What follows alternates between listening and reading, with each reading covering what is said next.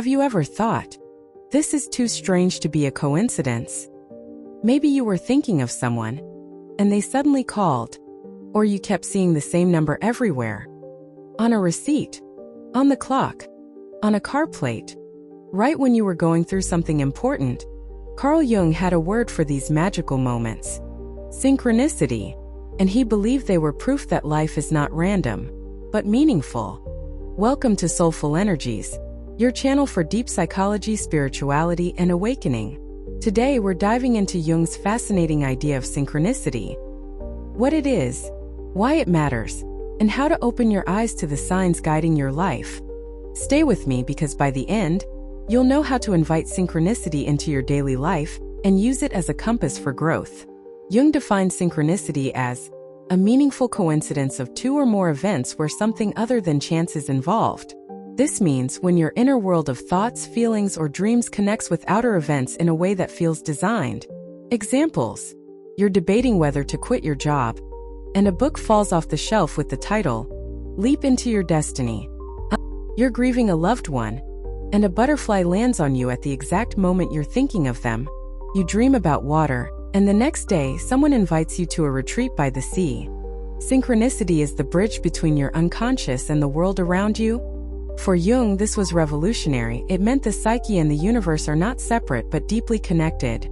Skeptics argue, it's just your brain finding pattern. And yes, our brain is wired to see order.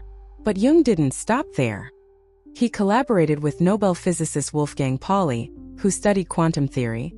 Together, they suggested synchronicity might reveal a hidden layer of reality, where mind and matter meet. Think about it. In quantum physics, two particles can influence each other instantly, even miles apart, known as quantum entanglement. In psychology, your unconscious thoughts influence your body, relationships, and choices, often without you realizing. So, what if the same principle connects your inner psyche and the outer events of your life? Synchronicity, Jung believed, shows us that life is a web of interconnected meaning, not chaos. Let's look at how synchronicity shows up in daily life. Numbers and patterns, repeating numbers like 1111 or 333. You may dismiss it, but often it comes when you're reflecting on big life questions. Music and media. A song on the radio perfectly describes what you're feeling. A random video gives you the exact advice you needed. People and meetings. The right person shows up at the perfect time.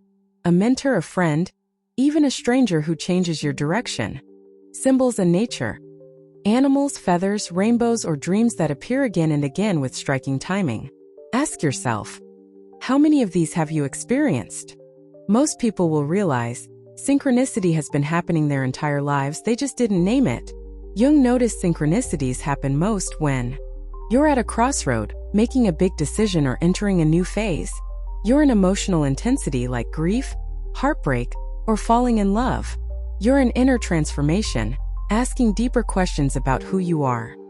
In these moments, your unconscious becomes more active, and the outer world mirrors it back. Jung once said, when we are in the process of transformation, the outer world reacts to the inner world. Synchronicity is not random luck. It's a mirror of your soul's journey. Jung wasn't alone. Cultures for thousands of years have described the same phenomenon. In Taoism, it's called Wu Wei, effortless alignment with the flow of life. In Buddhism, it's the idea of dependent origination. Everything is connected, nothing happens in isolation. In native traditions, synchronicities are seen as signs from ancestors or the spirit world. In mythology, heroes often receive omens or chance encounters that guide them on their journey. From east to west, synchronicity reminds us the universe is alive and it communicates with us. Here's a fascinating twist. Synchronicity often connects with the shadow, Jung's concept of our hidden self. Why? Because the unconscious seeks to reveal itself. When we ignore parts of ourselves, they often show up outside of us, through repeating events, random encounters, or triggers that feel fated. So synchronicity is not only spiritual guidance, it's also psychological healing. How can you use synchronicity in your life? Pay attention. Slow down. The more mindful you are, the more signs you'll notice. Journal synchronicities.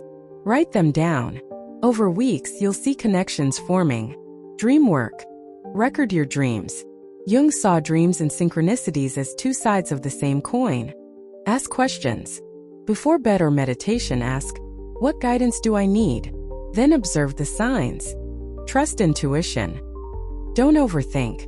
Synchronicity speaks the language of symbols and feeling, not logic. Act on it. When synchronicity points you somewhere, take a step. Life rewards action. Synchronicity is life's way of reminding us. You are not alone. You are guided. You are connected to something greater. Jung said, "Synchronicity is an ever-present reality for those who have eyes to see." So next time you notice a meaningful coincidence, don't brush it off. Pause. Listen. Ask what it's trying to tell you. Because maybe it's not just a coincidence. Maybe it's the universe whispering, "You're on the right path." If this message spoke to you, hit like, share with someone who needs to hear it, and subscribe to Soulful Energies for more insights into psychology and spirituality.